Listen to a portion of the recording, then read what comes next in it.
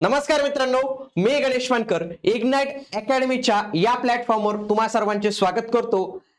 तर नवीन वर्षात नगर परिषद भरती मार्फत एक नवीन परिपत्रक जे आहे तर ते आलेले आहे बघा। नुकतंच 9 जानेवारी 2026 या दिवशीचं हे परिपत्रक आपल्याला पाहायला मिळतं बघा। नगर परिषद प्रशासन संचालनालय महाराष्ट्र राज्य यांच्याकडून हे परिपत्रक पाहायला मिळतं। हे परिपत्रक सर्व विभागीय आयुक्त नगरपालिका प्रशासन शाखा आणि जिल्हा सह आयुक्त नगरपालिका प्रशासन शाखा या सर्वांना हे परिपत्रक हे पत्र जे आहे तर ते पाठवण्यात आलेले। तर याच्यामध्ये काय म्हटलेले, आपली भरती कधी होणार आहे, कोणाकडून घेतली जाणार आहे, टीसीएस, आयबीपीएस, एमपीएससी, एमकेसीएल, आणखी कोण घेणार आहे, तर त्याच्याविषयीची संपूर्ण माहिती या व्हिडिओमध्ये पाहणार आहोत। हा जीआर महत्त्वाचा आहे। तुम्ही अनेक ठिकाणी या जीआरचे काही व्हिडिओज पाहिले असतील, पण आजचा हा व्हिडिओ तुमच्यासाठी फार महत्त्वाचा असणार आहे। हा व्हिडिओ तुम्ही शेवटपर्यंत पूर्ण बघा। आणि तुम्ही देखील या बॅचेस साठी तयारी करत असाल तर इग्नाइट अकॅडमीची एक सर्वसमावेशक सरळ बॅच मित्रांनो, जी लाईव्ह प्लस रेकॉर्डेड फॉर्मॅट मध्ये तुमच्यासाठी अवेलेबल आहे। महाराष्ट्रातनं सर्वात टॉपची फॅकल्टी ज्यांना या सरळ परीक्षेचा खूप मोठा अनुभव आहे, खूप चांगले मुलं याच्यातनं त्यांनी घडवलेले आहेत, तर ती सर्व फॅकल्टी तुम्हाला इथं ट्रेन करणार आहे। 1999 प्लस जीएसटी ही प्राइस असणार आहे। इग्नाइट अकॅडमीचं ऍप्लिकेशन जर तुम्ही डाउनलोड केलं तिथं तुम्हाला ही बॅच पाहायला मिळून जाणार आहे। आता जीआर मध्ये या परिपत्रकामध्ये काय सांगितलं राज्यातील नगर परिषद आस्थापनेतील गट क आणि गट ड, लक्षात घ्या याच्यात गट अ आणि ब चा उल्लेख नाही आहे। हा उल्लेख का नाही आहे हे पण मी तुम्हाला पुढे समजून सांगतो मित्रांनो। आता फक्त आपण जे भरतीविषयी माहिती घेणार आहोत तर ती ग्रुप सी आणि ग्रुप डी नावाची नगर परिषदेमार्फे ज्या काही ग्रुप सी आणि ग्रुप डी च्या रिक्त जागा असतात त्यांच्या संदर्भातले हा विषय जो आहे तर तो आपल्याला इथं पाहायला मिळतो। ओके, पुढे आता त्यांनी काय सांगितलेले की महाराष्ट्र शासनाने 150 दिवसांचा कार्यक्रम राबवला होता 6 मे ते 2 ऑक्टोबर। या कार्यक्रमादरम्यान जे आहे सरळ सेवा पदभरती हा देखील कार्यक्रम त्यांनी हाती घेतलेला होता। आस्थापनेवरील जवळपास 75,000 पद भरण्याचा शासनाचा मानस होता। याच्यामध्ये शासनाच्या 4 मे 2022 च्या जीआर नुसार ज्या काही आधी दुय्यम सेवा निवड मंडळाकडे जे काही परीक्षा होत्या, जसं की गट ब अराजपत्रित, गट क च्या आणि गट ड च्या, या सर्व पद कोणामार्फत भरायची, टीसीएस आणि आयबीपीएस माध्यमातून भरण्यासाठीच्या मार्गदर्शक सूचना त्यांनी दिलेल्या होत्या। या दोन कंपन्या निवडायच्या, या दोघांमधून तुम्ही परीक्षा जी आहे तर ते घेऊ शकतात मित्रांनो, ठीक आहे।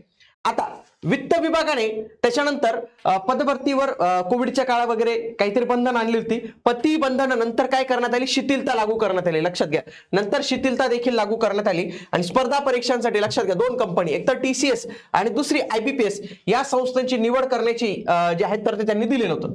मग या पत्रा अन्वये लक्षात घ्या गट क आणि गट ड सरळ सेवेदाराच्या विविध संवर्गातील स्थायी रिक्त पदांची पदभरती कार्यक्रम राबविण्यासंदर्भात सूचना देण्यात आल्या असून सरळ सेवा पदभरतींमार्फत रूपरेषा व वेळापत्रक ठरवून देण्यात आली आहे।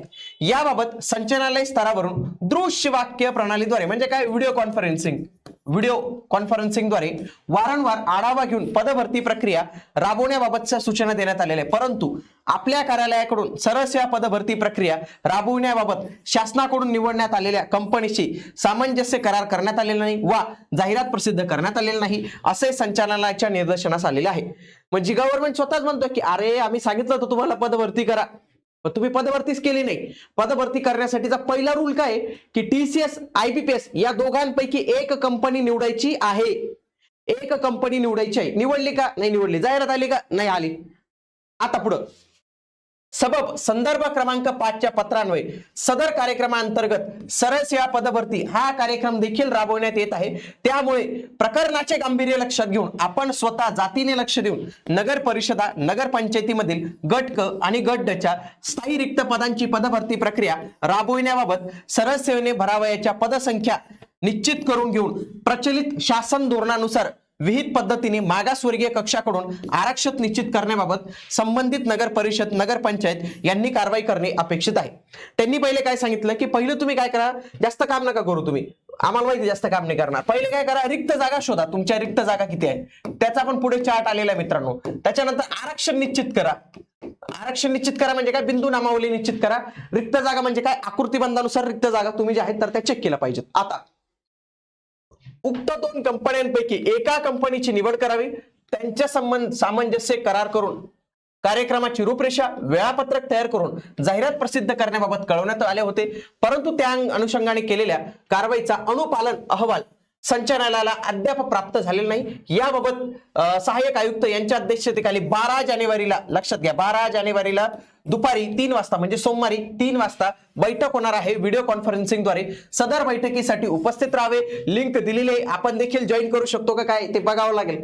आणि यांनी केलं पाहिजे असं की तुमच्या बैठकीत सामान्य माणसाला पण तुम्ही करचला इन्व्हॉल्व, म्हणजे त्यांनाही कळेल की तुम्ही नेमकं बैठकीत काय करतात. बघा हा हे बैठकीची लिंक आहे मित्रांनो. आता ही लिंक सुद्धा आलेली आहे, म्हणजे आता जर कोणी जॉईन करायचं असेल तर तो मी जॉईन होतं का काय, तर हे अशा पद्धतीने आहे. बघा या पत्राची एक प्रत कोणाला पाठवण्यात आली, TCS लाही पाठवण्यात आली आणि IBPS लाही पाठवण्यात आलेली. म्हणजे आता आपल्याला काय कळालं मित्रांनो, या JR मधील 2-3 गोष्टी ज्या मला कळलेल्या आहेत तुम्हालाही कळायला पाहिजेत. पहिले तर परीक्षा कोण घेणार आहे, परीक्षा लक्षात घ्या, एक तर TCS घेईल, एक तर IBPS घेईल मित्रांनो, 2 संस्थाच घेतील.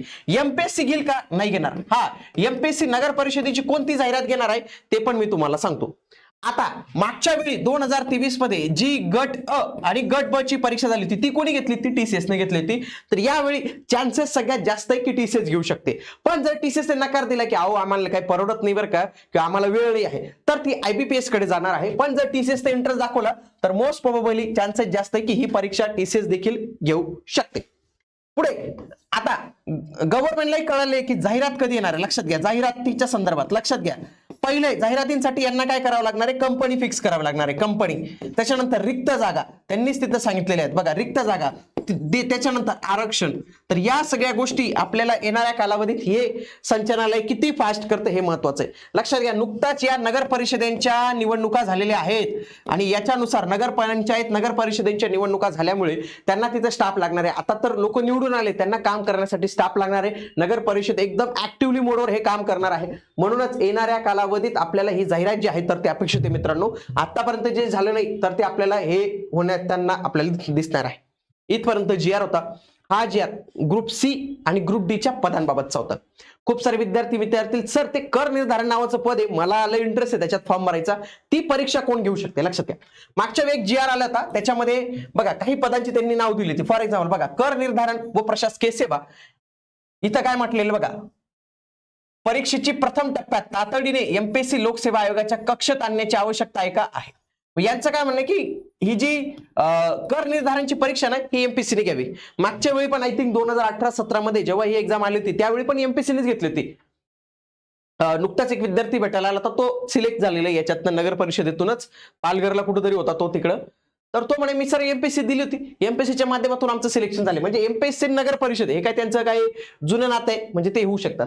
मग लक्षात घ्या, जी काही गट अ ची पद होती यांच्यातील आणि गट ब ची पद होती, लक्षात घ्या, तर ती कुठं भरली जातील आता याच्या पुढे, तर ती सगळी पद याच्यातनं भरली जातील. कुठं, नगर परिषदेच्या मार्फत MPSC कडे जातील आणि MPSC त्याची सेपरेट परीक्षा किंवा कंबाईन मध्ये करायचं का नाही. मग आता मागच्या वेळी ही जी 23 मध्ये जी सेपरेट ऍड आली होती, जी परीक्षा कोणी घेतली ती मित्रांनो TCS ने, तर या सगळ्या परीक्षा कोणाकडे जाणार आहेत, तर या MPSC कडे जाणार आहेत.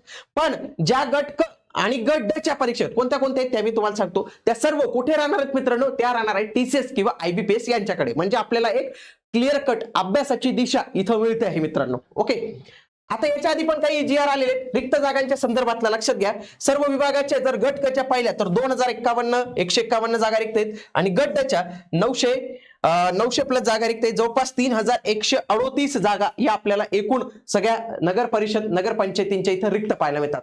28 ऑगस्ट 2025 मध्ये एक परिपत्रक आलं होतं. त्याच्यानुसार आता हे जे नगर परिषदनी आहे, जिल्हानिहाय भरती करण्यात आली होती, तर त्या अंतर्गत त्यांनी काय केलं की आता राज्यस्तरीय समिती करण्यात आली आणि ही राज्यस्तरीय समिती नगर परिषदच्या भरतीचं सगळं संचालन, कंपनी निवड, सगळ्या काही गोष्टी करणार आहे.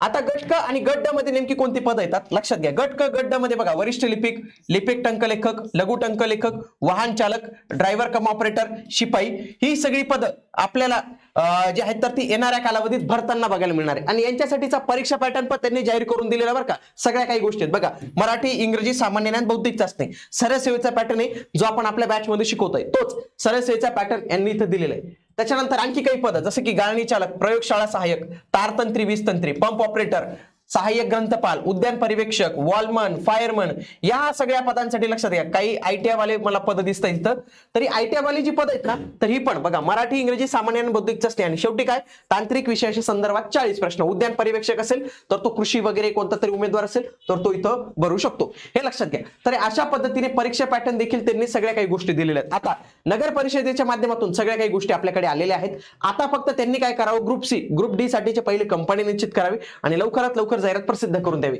ही जाहिरात 2023 मध्येच येणं अपेक्षित होतं, पण 24 मध्ये इलेक्शनमुळे आले नाही, 25 मुळे जीआर खेळत राहिले, सगळ्या काही गोष्टी त्यांनी रिपेअर केल्या आणि आता तरी 2026 मध्ये त्यांनी जे आहे तर ते परीक्षा काढून द्यावी, नगर परिषदेची भरून घ्यावे. कारण की नगर परिषदेमध्ये प्रचंड प्रमाणावर जे आहेत तर रिक्त जागा आहेत. आता नवीन इलेक्शन झालेले, त्यांना काम करू द्यायचे, तर त्यांच्यासाठी हा स्टाफ जो आहे तर तो लागणार आहे. आणि तुम्ही देखील तुमची तयारी जी आहे तर ते याच सरळ सेवेसाठी प्रॉपरली करू शकतात. त्याच्यासाठी आपली बॅच मित्रांनो, संपूर्ण बॅच तुमच्यासाठी अवेलेबल आहे. लाईव्ह प्लस रेकॉर्डेड फॉर्मॅटमध्ये TCS घेऊ, IBPS घेऊ, अशा पद्धतीने ही डिझाईन केलेली आहे की तुमचा सरळ सेवेचा सगळा पॅटर्न जो आहे तो कव्हर होईल.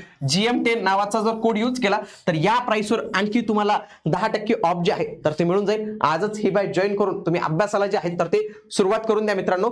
भेटूया पुढील व्हिडिओमध्ये. तोपर्यंत जय हिंद, जय महाराष्ट्र, धन्यवाद.